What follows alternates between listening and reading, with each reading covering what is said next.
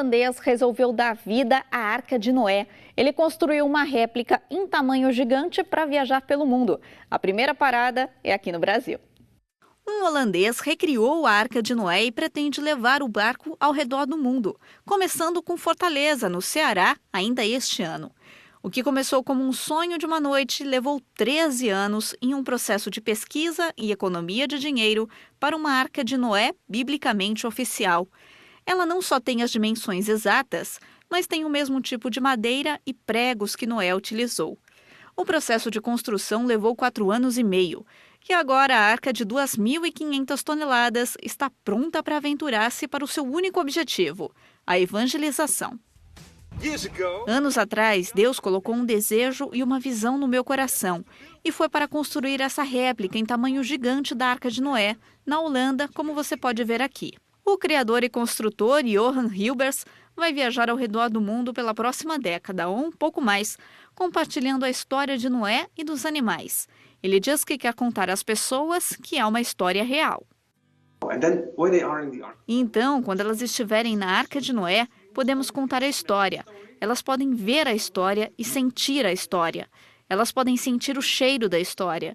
E é tão bom dizer às pessoas que é uma história verdadeira, que está escrita na Bíblia e também no Alcorão e na Torá. Essa é a segunda arca que Hilbers criou e tem 14 vezes o tamanho da primeira.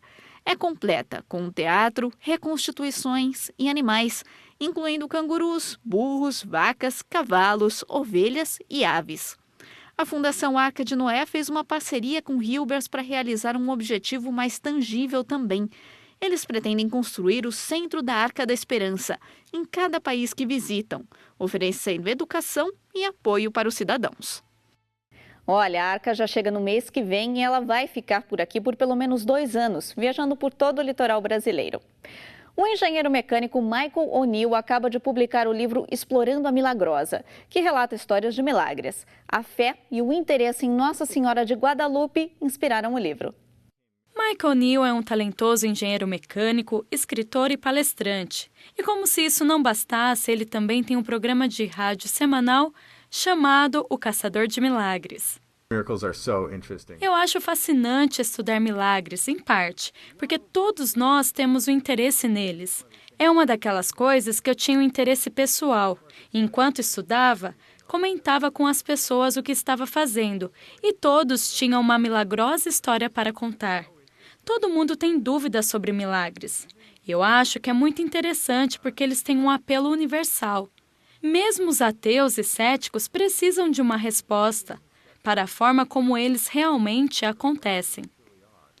Michael O'Neill é graduado na Universidade de Stanford e é membro ativo da Sociedade Mariológica da América. A devoção de sua mãe, a Virgem de Guadalupe, o ajudou a desenvolver seu interesse em milagres. Em seu livro, Explorando a Milagrosa, narra os diferentes tipos de abordagens para estudar milagres. Embora tenha levado apenas metade de 1 ano para escrever o livro, ele passou a maior parte de sua vida pesquisando muitos casos documentados.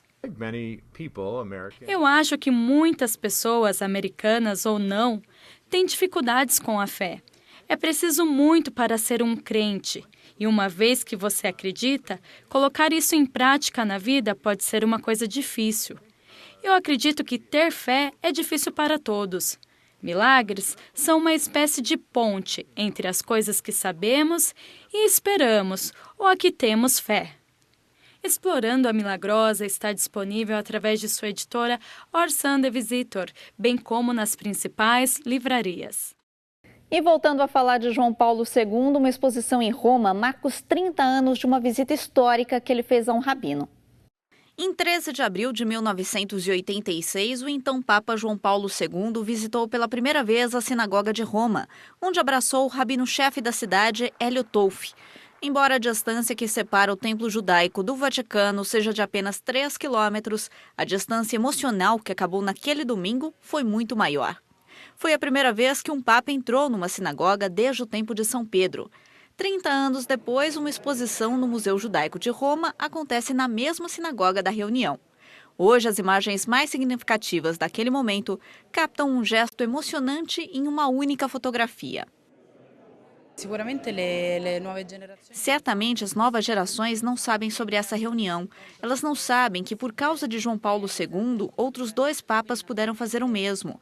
Então, naturalmente, é importante que todos percebam que o diálogo começou aqui. A exposição foi organizada pela neta do Rabino Tolfi, também coincidindo com o primeiro aniversário da morte do seu avô. Algumas das exposições são do próprio arquivo da família. Você pode encontrar fotos, recortes de jornais, essa reprodução de carvão vegetal do famoso abraço, a nota que João Paulo II dedicou ao rabino e o candelabro com 9 hastes que o líder judeu deu ao Papa. Esse abraço marcou o momento de uma grande mudança, de uma era de relacionamentos importantes. Eles percorreram um caminho que não foi alimentado pelo ódio e a discriminação, mas foi baseado em valores comuns. 2 religiosos que partilham o mesmo Deus e decidiram esquecer as diferenças. Desde então, os papas Bento XVI e Francisco voltaram para visitar o templo judaico. Graças a esses grandes gestos de ambos os líderes religiosos, este momento pode ser lembrado no Museu Judaico até 14 de julho de 2016. Essa semana, o Papa João Paulo II completaria 96 anos de idade. O programa de hoje está terminando. Sábado que vem eu volto com mais Século News edição especial. Bom fim de semana e até lá!